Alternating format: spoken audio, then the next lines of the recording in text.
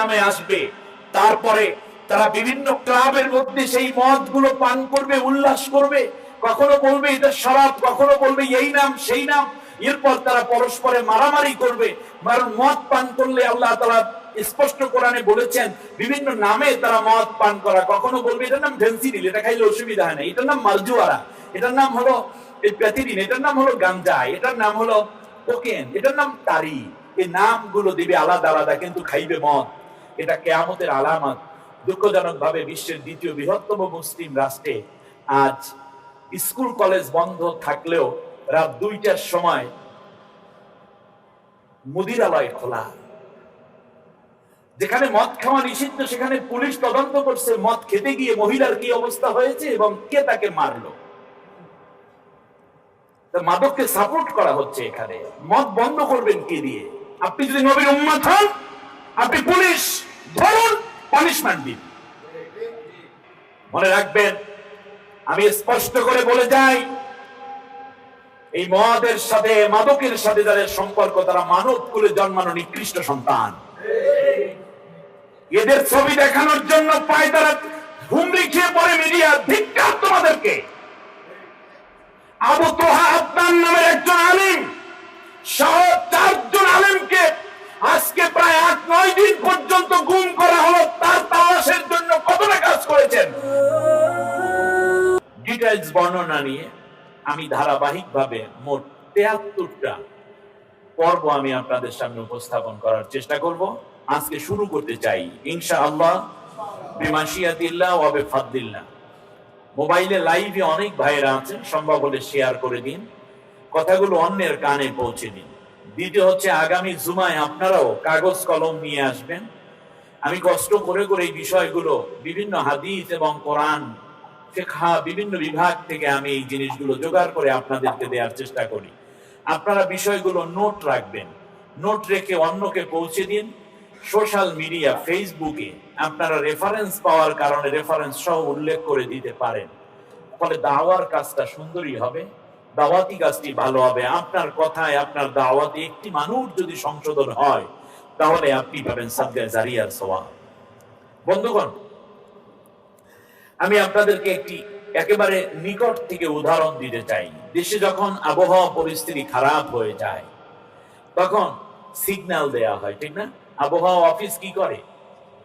আমি দেখি আকাশে হালকা মেঘ, কিংবা আমি দেখি প্রচন্ড রোদ, বাতাস নাই, দেখি খুব গরম। সেই মুহূর্তে আবহাওয়া অফিস বলছে রাত 12টার সময় 160 কিলোমিটার বেগে দক্ষিণ পশ্চিম কর্নার থেকে এক বড় রকমের সাইক্লোন বয়ে যাবে, টর্নেডো বয়ে যাবে। আইলা জলোচ্ছ্বাস হবে 15 ফিট উঁচু, সাথে ভূমিকম্পের সম্ভাবনা রয়েছে। আমি দেখতে পাচ্ছি কি সামনে রোদ, আবহাওয়া অফিস বলছে কি দুর্যোগ, বড় রকমের বন্যা ধেয়ে আসতেছে। তাহলে আবহাওয়া অফিস বললো কি দিয়ে? আবহাওয়া অফিসের কাছে আছে রাডার। কি আছে? রাডার। তাদের কাছে আছে ভূ উপগ্রহ, তাদের কাছে আছে ব্যারোমিটার। এগুলো দিয়ে তারা দূরেরটা দেখে, আর আমি সামনে রোদ দেখি। এই কথা শোনার পরে আপনারা বিশ্বাস করেন কি করেন না? করি। তখন আগেই বলা হয় যাদের গ্রামে যারা থাকে গরু বাছুর হাঁস মুরগি ছাগল এগুলো নিয়ে আপনার নিরাপদ জায়গায় আশ্রয় নেন। এইদিকে রেড ক্রিসেন্টের সদস্যবৃন্দ বারবার তাদের মাইক দিয়ে অ্যানাউন্স করতে থাকে, সবাই সাবধান হয়ে যান, শুকনো কাপড় চোপড় পলিথিনে ভরুন, চাল চিরা গুড় এগুলো যা আছে মাটির নিচে পুঁতে রাখুন পলিথিনে ভরে, অথবা আপনারা চলে যান কোথায়? সাইক্লোন শেল্টারে, ঠিক না? আচ্ছা, এই কথা আমরা বিশ্বাস করি এবং নিরাপদ জায়গায় চলে যাই। তার কারণ হচ্ছে আবহাওয়া অফিস দূরের কথাটা দেখে, অনেক দূরে কি হচ্ছে বঙ্গোপসাগরের মাঝখানে তারা দেখে। আমরা সর্বোচ্চ 1 থেকে 1.5 কিলোমিটার, এরপর আর দেখি না। বিশ্বে আমরা যদি আল্লাহ তাআলাকে দেখি, তিনি হচ্ছেন সামিউন বাসীর, তিনি সব দেখেন। তার কাছে কাল বলতে কিছু নাই, আল্লাহর কাছে কাল পুরোটাই বর্তমান, ভবিষ্যৎ এবং অতীত বলতে কিছু নেই, তিনি সবকিছু দেখেন। আর নবী আম্বিয়া আলাইহিমুস সালামদের দৃষ্টি ছিল অনেক দূর পর্যন্ত বিস্তৃত। আমাদের নবী আজ থেকে প্রায় 1400 বছর প্লাস, 1450 কাছাকাছি সময় পৃথিবী থেকে বিদায় হয়ে গেছেন, কিন্তু কিয়ামতের পূর্বে কি হবে সেই জ্ঞান, সেই দেখা, সেই যোগ্যতা, সেই দূরদৃষ্টি আল্লাহ তাআলা নবী রাসূলদেরকে দান করেছিলেন। যার কারণে এই 2021 সাল থেকে নিয়ে 3000 সাল পর্যন্ত, তারপরে পৃথিবীতে কি আসতেছে, এমনকি আগামী কাল থেকে নিয়ে পরবর্তী কিয়ামতের দিন কেমন হবে, কিয়ামতের পূর্বে কেমন হবে, উম্মতের অবস্থা কেমন হবে, ইহুদি নাসারা খ্রিস্টান মুনাফিক মুশরিক নাস্তিক কিংবা আস্তিক তাদের অবস্থা কেমন হবে, নারীগুলো কেমন হবে, মুসলিম ঘরে জন্মানো সন্তানগুলো কিভাবে নাস্তিক্যবাদে জড়িয়ে যাচ্ছে, এই সব কিছু নবীর কাছে ছিল স্পষ্ট, দিনের মতো স্পষ্ট। একটি আবহাওয়া অফিস যদি অনেক দূরের খবর এনে আপনাকে দিতে পারেন, 15 দিন পর কি হবে তাও তারা বলার চেষ্টা করে। তাহলে আল্লাহ নবী সাল্লাল্লাহু আলাইহি ওয়াসাল্লামকে আল্লাহ রাব্বুল আলামিন তামাম পৃথিবী শুধু দেখাননি, তামাম মাখলুকাত কিয়ামত পর্যন্ত, এমনকি জান্নাতে কি হবে, হাসর ময়দানে কি হবে, পুলসিরাতে কেমন হবে, জাহান্নামের মধ্যে কেমন হবে, এই কথাগুলো আল্লাহ নবীকে আল্লাহ দেখাইয়া দিয়েছেন। আমি আজকে সময়ের স্বল্পতার কারণে শুরুটাই শুধু করতে পারবো। আসুন আমরা সরাসরি শুরু করছি। আমি প্রথম শুরু করতে চাই আবু দাউদ শরীফ, সুনানে আবু দাউদ 4242 নম্বর হাদিস দিয়ে। আল্লাহর নবী বলেছেন, পৃথিবীতে একের পর এক ফিতনা আসতে থাকবে। কি আসবে বলেন? ফিতনা।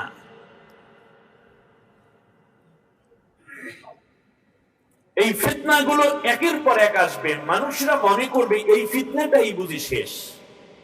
কখনো স্বৈর শাসকের ফিতনা, কখনো বিশ্বযুদ্ধের ফিতনা, কখনো মানুষের মধ্যে আসবে মদের এবং মাদক দ্রব্যের ফিতনা, কখনো আসবে গুম খুনের ফিতনা, কখনো আসবে অন্যায়ভাবে এক রাষ্ট্র আর এক রাষ্ট্রের দখলের ফিতনা, কখনো আসবে দুর্নীতির ফিতনা, কখনো আসবে জেনার ফিতনা, কখনো আসবে ধর্ষণের ফিতনা, কখনো আসবে অন্যায়ভাবে মানুষের সম্পদ লুণ্ঠনের ফিতনা, কখনো আসবে কালো টাকা পেয়ে ঈমান হারার ফিতনা, কখনো আসবে এমনি করে করে হাজার রকমের ফিতনা একের পর এক জমিনে আসতে থাকবে।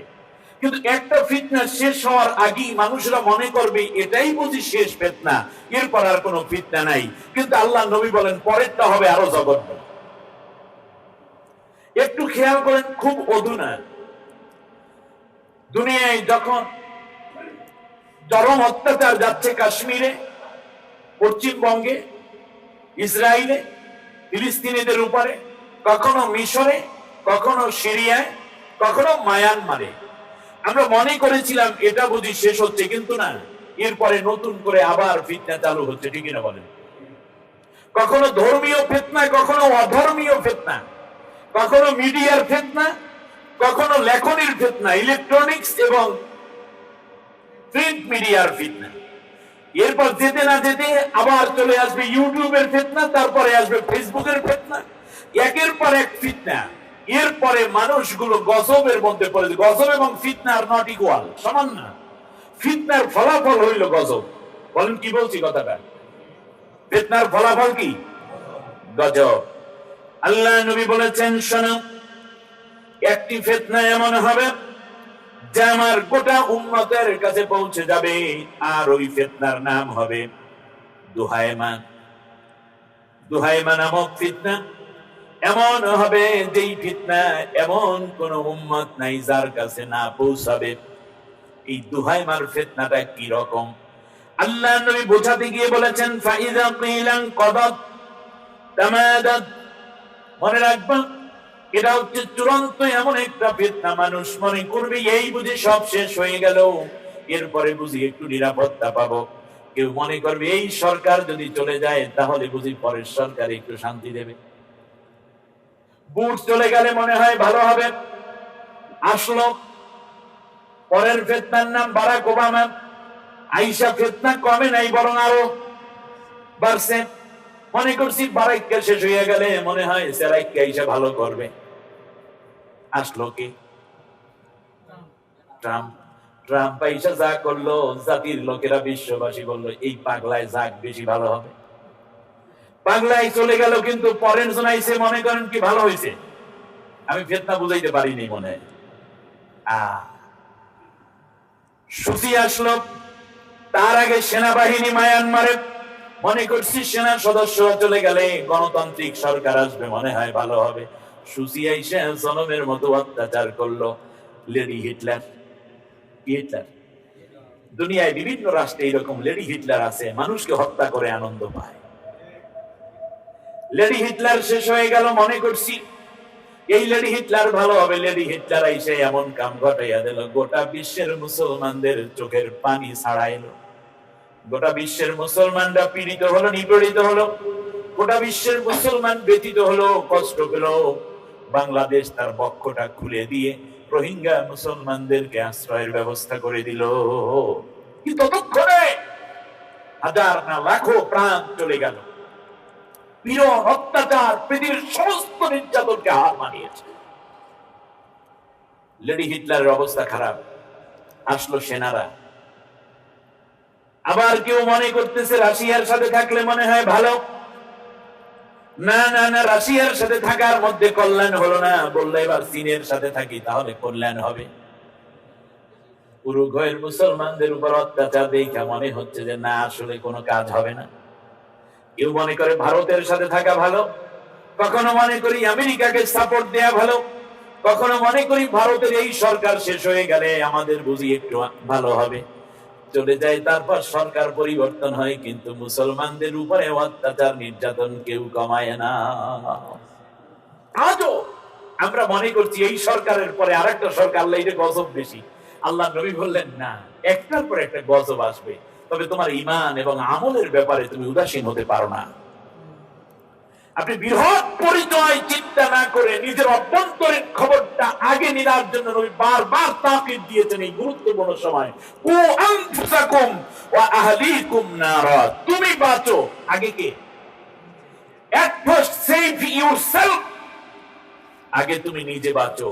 ওয়া আহলিকুম নারা, এবং তোমার পরিবার বর্গকে জাহান্নামের আযাব থেকে, আগুন থেকে বাঁচাও। আমার কথা আপনাদের মনে আসছে?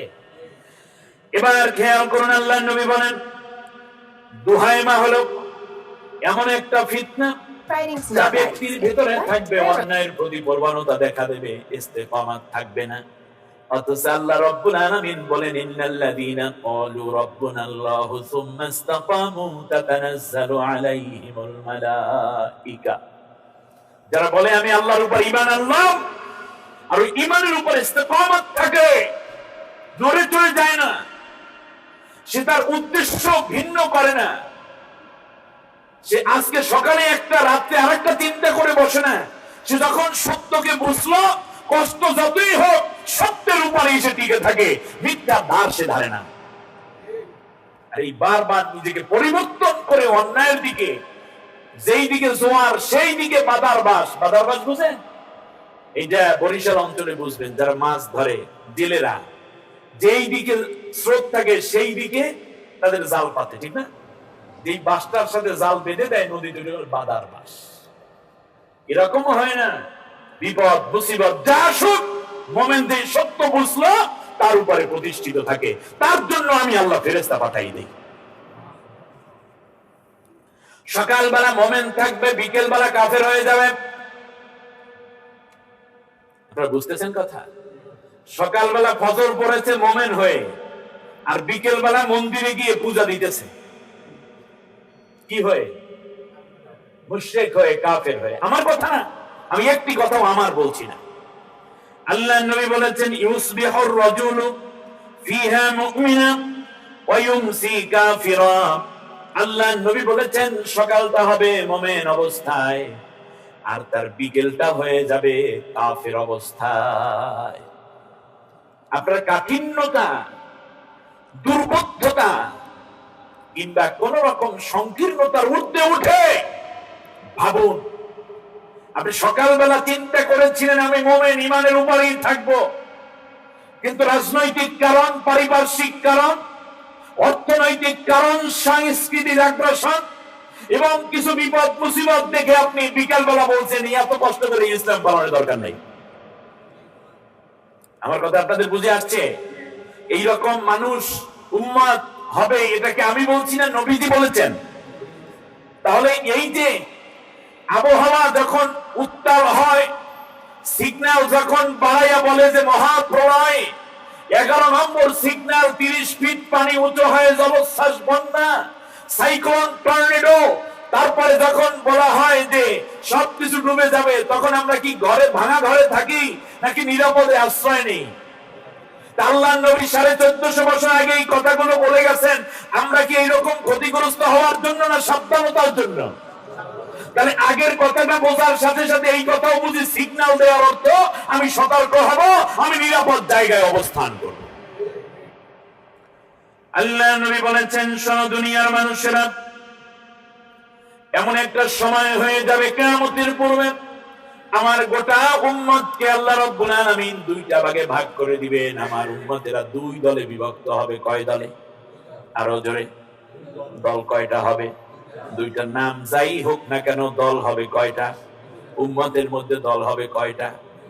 আল্লাহ নবী বলেন, হাত্তা ইউসিরান নাসু ইলা ফুসতাতাইন, ফুসতাতি ঈমানি ওয়া ঈমানিল্লাহ লা নিফাকা ফীহি ওয়া ফুসতাতি নিফাকিন লা ঈমানা ফীহি। আল্লাহ নবী বলেন, একটা দল হবে এমন, যেই দলটির মধ্যে ঈমানই থাকবে, কোন নেফাকি থাকবে না। আমার কথা আপনারা বুঝেন নাই? থাকবে কি? ঈমান। কোন নেফাকি, মুনাফিকি, হাজার অত্যাচার, নিপীড়ন, জেল, জুলুম, মিথ্যা মামলা, হামলা, বাড়িঘর লুণ্ঠন, ইজ্জত লুণ্ঠন, হত্যা, গুম, নির্যাতন একের পর এক চলতে থাকবে। তার ভিতরে কোন নেফাকি থাকবে না। সে যে ঈমান এনেছে তার উপরই শেষ পর্যন্ত টিকে থেকে একদিকে ফাঁসের মঞ্চে চলে যাবে, এরপরেও সে কখনো কাফের কিংবা মুশরিক অথবা তাগুতের সাথে এক বিন্দু পরিমাণ আতাত করবে না। আর এক দল হবে এমন, অফুস্তাতি নিফাকিন লা ঈমানা ফীহি। আর এক দল হবে এমন, তারা পুরোটাই মুনাফিক, পুরোটাই নেফাকি ভরা, এর ভিতরে এক বিন্দু ঈমান থাকবে না। এরা ঈমানের জ্ঞান পর্যন্ত তাদের ভিতরে পাবে না। আজ আপনার জানার সময় এসেছে, হিসাব নেয়ার সময় এসেছে। আজও জাতি দুই দলই বিভক্ত হচ্ছে, ঠিক কিনা বলেন? আমি কোন দলে, এই চিন্তাটুকু শুধু করার জন্য আমি হাদিসগুলো বলছি। কোনো বিশ্লেষণ দরকার নাই, আপনারা যথেষ্ট বিশ্লেষণ করতে পারেন। রেকর্ড করে নিন। হাদিসের নাম্বার আমি বলে দিচ্ছি। আবু দাউদ শরীফ 4242, 4242 নম্বর হাদিস। এবং এই হাদিসটি হযরত হুযায়ফা রাদিয়াল্লাহু তাআলা আনহু থেকে বর্ণিত। নবীজি সাল্লাল্লাহু আলাইহি ওয়াসাল্লাম এর খুব নিকটবর্তী একজন সাহাবী, সবসময় সাথে এবং ঘরে অবস্থান করতেন। সুবহানাল্লাহ। নবীর ঘরে থাকতেন, নবীর কাছে থাকতেন। সুবহানাল্লাহ বলেন। হুযায়ফা রাদিয়াল্লাহু তাআলা আনহু এতগুলো কথা শুনে প্রশ্ন করলেন, শুনতেছেন আপনারা? উম্মত দুই দল হয়ে যাবে, এরপরে এক দলের মধ্যে মোটেও ঈমান থাকবে না, আর এক দলের মধ্যে মোটেও মুনাফিকি থাকবে না। প্রত্যেক ঘরে ঘরে ফিতনা ঢুকে পড়বে। হুযায়ফা রাদিয়াল্লাহু তাআলা আনহু প্রশ্ন করলেন, ইয়া রাসূলুল্লাহ, এই বড় অকল্যাণ তথা ফিতনা থেকে রক্ষা পাওয়ার উপায় কি? আমরা আজকে নবীজি থাকলে এই প্রশ্নই করতাম যে নবী, এই মহা ঝড় বিপদ, ঈমান বিধ্বংসী এবং পৃথিবীতে সবচেয়ে জুলম অত্যাচারের যে বর্ণনা আপনি দিলেন, এর থেকে বাঁচার উপায় কি? বাঁচার উপায় তালাশ করি আমরা, তাই না? সাহাবী প্রশ্ন করলেন, নবী বাঁচার উপায় কি? কুলতু ফামাল ইসমাতু মিন যালিক, কিভাবে বাঁচবো ইয়া রাসূলুল্লাহ? আল্লাহর নবী বললেন, ক্বালা আস-সাইফ, তলোয়ার। বাঁচার উপায় কি? সমরাস্ত্র। কঠিন মোকাবেলা, প্রস্তুতি নাও তোমরা। কে বলেছেন? জোরে বলেন, আরো জোরে বলেন। নবীজি সাহাবীরা তলোয়ার থাকতো না, খালি খেজুর নিয়েই থাকতো আর আতর নিয়ে, নাকি না? অত্যাচার, পীড়ন, নির্যাতন যত হয়, আপনি যুদ্ধ এড়িয়ে গেলেও যুদ্ধে আপনাকে লিপ্ত হতেই হবে, আর না হয় আপনি কি শেষ। আল্লাহ বলছেন আইদ্দু লাকুম মাস্তাতাতুম মিন কুওয়া, তোমাদের সাধ্য অনুযায়ী সরঞ্জাম জোগাড় করো। এটা ব্যক্তি নয়, রাষ্ট্র জোগাড় করবে। কে? রাষ্ট্র। এই কথাটাই বুঝতে হবে। এখান থেকেই জঙ্গির উত্থান হয়। এই কনসেপ্টটা না থাকার কারণে আল্লাহ নবী যতদিন রাষ্ট্র ক্ষমতায় ছিলেন না, মদিনায় না যাওয়া পর্যন্ত, আগে একটি যুদ্ধও করেননি মক্কায়। নিজের রাষ্ট্রে নিজে থেকে নিজের জনগণ এবং সরকারের বিরুদ্ধে যুদ্ধটা, এটা ইসলাম সমর্থন করে না। হ্যাঁ, রাষ্ট্র যদি অন্য রাষ্ট্র কর্তৃক আক্রান্ত হয়, তখন সর্বশক্তি দিয়ে রাষ্ট্র বাহিনী এবং জনগণ নিয়ে তা মোকাবেলা করা ইমানি দায়িত্ব। আর সেই যুদ্ধাস্ত্র নিয়ে প্রস্তুত থাকবে তোমরা। কুলতু ইয়া রাসূলুল্লাহ সুম্মা মাযা ইয়াকুন, নবী গো এরপর আর কি প্রস্তুতি থাকবে আমাদের? সুবহানাল্লাহ পড়বেন না আপনি? قال إن كان لله خليفة في الأرض فضرب جهرك وأخذ مالك فأطع। আল্লাহ নবী বলেন, পৃথিবীর বুকে কোন জায়গায় যদি শোনো ইসলামী খেলাফত কায়েম আছে, সেটাকে সমর্থন দাও, তার পক্ষ অবলম্বন করতে থাকবে, আর সেই রাষ্ট্রেরই আনুগত্য করবে।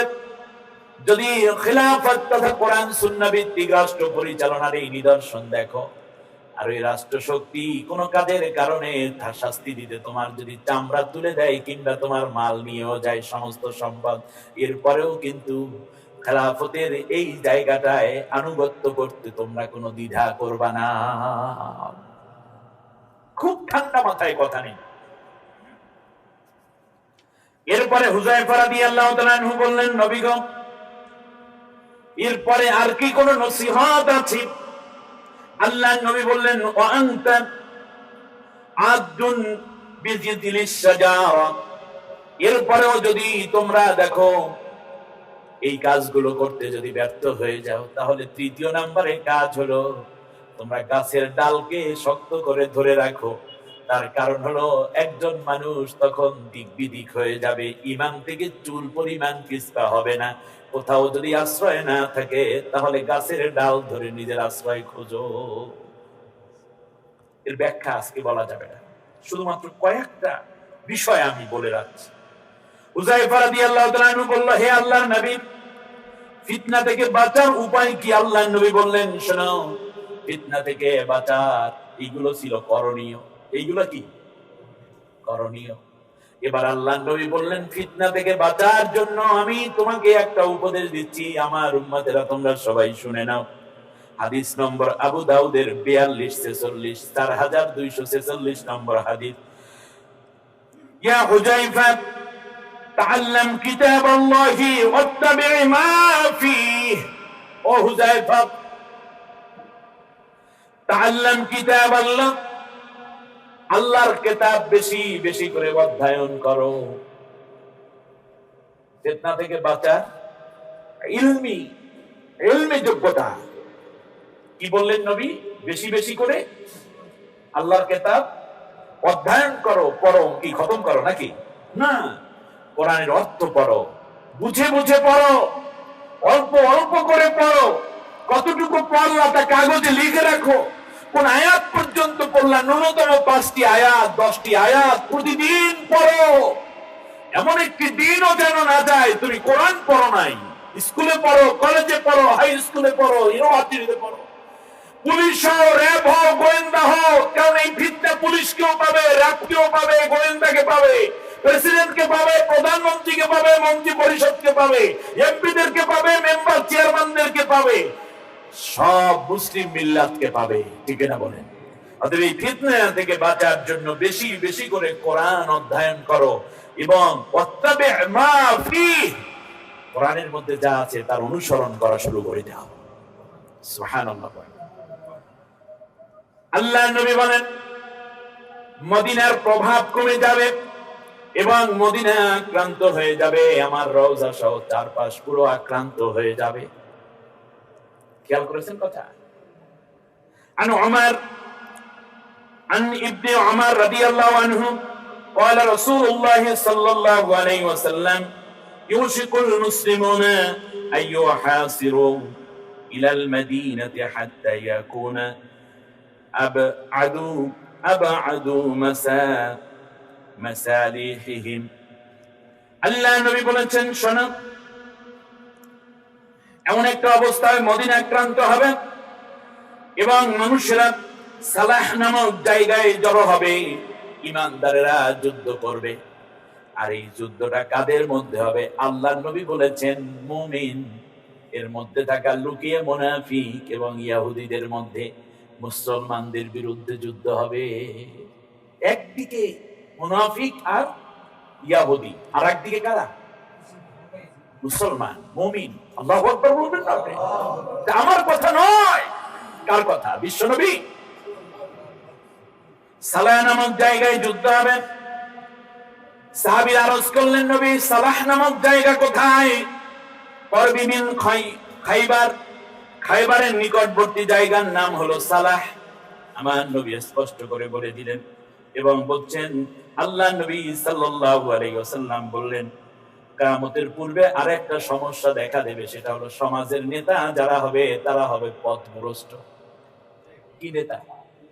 না, আপনাদেরকে বুঝাইতে পারিনি। আল্লাহর নবী বলছেন আমি খুব আশঙ্কা করছি, নেতা হওয়ার কথা ছিল পরহেজগার ব্যক্তি, তা না হয়ে হবে পথভ্রষ্ট ব্যক্তি। ইন্নামা আখাফু আলা উম্মাতিল আইম্মাতাল মুদাল্লিন, আবু দাউদ শরীফের হাদিস 4252 নম্বর হাদিস। আল্লাহর নবী বলেন আমি খুব আশঙ্কা করছি আমার উম্মতের মধ্যে উম্মতের নেতৃত্ব দিবে এমন এক দল, এমন এক শ্রেণীর নেতারা যারা হবে পথভ্রষ্ট, যারা কোরআন জানে না, হাদিস জানে না, ইসলাম জানে না, ঈমান জানে না। এক একটা রাজনৈতিক মতাদর্শ বের করে সেইটার অনুসরণ করবে। কোরআন হাদিস না জানার কারণে গোটা উম্মতকে তারা পথভ্রষ্ট করে ছেড়ে দিবে। ইসলাম বুঝবে না, ইসলামের কাজ করলে তাদের উপর পীড়নের স্টিম রোলার চালাইয়া দিবে। আল্লাহ নবী এরপর বলেন শোনো, আরেকটা অবস্থা হবে এই যে, শুনতেছেন না আপনারা? আমার একদল উম্মত এমন হবে তারা মুশরিকদের সাথে মিলে যাবে এবং মূর্তি পূজায় লিপ্ত হবে। না, 2 সেকেন্ড কথাটা বলছেন, কথাটা কার? আমার না রাসূলুল্লাহ? হবে কি হবে না? তাই বলে আপনি হবেন? এই সতর্ক নবী করে গেছেন, এর অর্থ তুই যেন এই কাম না করিস। যেই দলের লোকেরা, যেই দলের নেতারা, যেই বাহিনীর লোকেরা এই মূর্তি পূজায় লিপ্ত হবে মুসলমান ঘরে জন্ম নেওয়ার পরে, তুমি যেন তাদের সঙ্গী না হও। এই জন্যই তো নবী এই কথাটা বলে গেছেন নাকি? শুনেন হাদিস শুনেন, ওয়ালা তাকুমুস সাআতু হাত্তা তালহাকা ক্বাবাইলা মিন উম্মতি বিল মুশরিকিন ওয়া হাত্তা তা'বুদা ক্বাবাইলা মিন উম্মতি। আল্লাহ নবী বলেন, এখানে আলেম আছে, আমি ইবারত পড়ছি, হাদিসের নাম্বার বলছি, হাদিসের কিতাবের নাম বলছি, তিলাওয়াত করছি, অনুবাদ করছি। নবীজি বলছেন কিয়ামত হবে না ততদিন যতক্ষণ না হাত্তা তালহাকা ক্বাবাইলা মিন উম্মতি, আমার উম্মতের একটি দল মিলিত হয়ে যাবে বিল মুশরিকিন, মুশরিকদের সাথে। মূর্তি পূজারী, দেবদেবীর পূজারী যারা আছে তাদের সাথে হৃদয়ে হৃদয়ে, মনে মনে, দিলে দিলে একাকার হয়ে যাবে। তা'বুদু, এমন কি তারা ওই মূর্তি পূজাও করবে ক্বাবাইলা মিন উম্মতি, আমার উম্মতের একটি গোষ্ঠী। ঘরের মধ্যে মূর্তি থাকবে অথবা মূর্তি খোলায় যাবে, মূর্তি পূজা করবে, আর মূর্তি পূজারী যারা তাদেরকে নমো নমো বলে বুকের মধ্যে জড়াইয়া নিয়ে তারা তাদেরকে আদর সোহাগ করবে। এইরকম অবস্থা যখন হবে, মনে রাখবা কিয়ামত খুব কাছাকাছি এসে গেছে। আল্লাহ নবী বলেছেন, শোনো, আল্লাহ নবী বলেন এমন একটা সময় আসবে যখন সময় খুব ছোট হয়ে যাবে, মানুষগুলো ফেসবুক নিয়ে পড়ে থাকবে। নবী ফেসবুকের কথা বলেন নাই, কিন্তু সময় ছোট হয়ে গেল কেমনে আমি সেইটা বলি। রাত 3টার সময় খেলা দেখবে, আর্জেন্টিনা, ব্রাজিল, ফ্রান্স। এখানে বসে থাকবে, বসে থাকতে থাকবে ক্রিকেট খেলার পেছনে বসে থাকবে, ফেসবুক নিয়ে বসে থাকবে, ইউটিউব নিয়ে বসে থাকবে, টেলিভিশন নিয়ে বসে থাকবে। সময় কোন দিক থেকে চলে যায়, নামাজ চলে যায়, গোসল চলে যায়, খানা চলে যায়, একটা মোবাইলের মধ্যে ফ্রি ফায়ার আর একটা কি জানি বাবজি না পাবজি। পাপের সাথে যে মত প্রকাশ করে জি বললো, তারা খেলে পাবজি। পাপ পাপকে ইয়েস বলেছে, তারা হইলো পাবজি। কুমিল্লায় এক পুলিশের সন্তান, আপনারা ফেসবুকে দেখেছেন, মা তার মোবাইলটা লুকায় রাখছে। এই যে দেখেন, ছেলে ক্লাস 5-এ পড়ে মাত্র, অটো পাশে 5। সেই ছেলে তার মাকে মারতেছে, ছটফট করতেছে, মনে হয় এখন সে মরে যাবে, আত্মহত্যা করবে। আমার সরকার, আমার শিক্ষামন্ত্রী, আমার দেশের লোকদেরকে বলবো, কমপক্ষে শিক্ষা প্রতিষ্ঠান, বাজারঘাট খোলা, অন্যান্য রেলগাড়ি খোলা, লঞ্চ খোলা, বিমান খোলা, সব খোলা যেহেতু, অতএব স্বাস্থ্যবিধি মেনে স্কুলগুলো একটু চালু করা যায় কিনা আবারও বিবেচনার দাবি করলাম। জাতি তো বড় হয়ে যাচ্ছে। আপনি যেই হন না কেন, আপনি তো মাদকের সাথে সম্পৃক্ত থাকতে পারেন না, তার কারণ আপনি মুমিন। আপনি মাদকের সাথে গেছেন মানে আপনি ঈমান হারা হয়ে যেখানে গিয়েছেন। মুমিনের জন্য যেটা হারাম। কোন দলের নেতা মদের আড্ডা বানাইছে, আবার তার বড় নেতা বলতেছে ওর কোনো দোষ নাই, ও তো সারা শরীরই দোষ। লাইসেন্স যারা দিয়েছে তারাও দোষী। মনে রাখবেন, আমি স্পষ্ট করে বলে যাই, এই মদের সাথে, মাদকের সাথে যাদের সম্পর্ক, তারা মানব কুলে জন্মানো নিকৃষ্ট সন্তান। এদের ছবি দেখানোর জন্য পায় তারা হুমড়ি খেয়ে পড়ে মিডিয়া। ধিক্কার তোমাদেরকে। আবু তোহা আদনান নামের একজন আলিম, সাউথ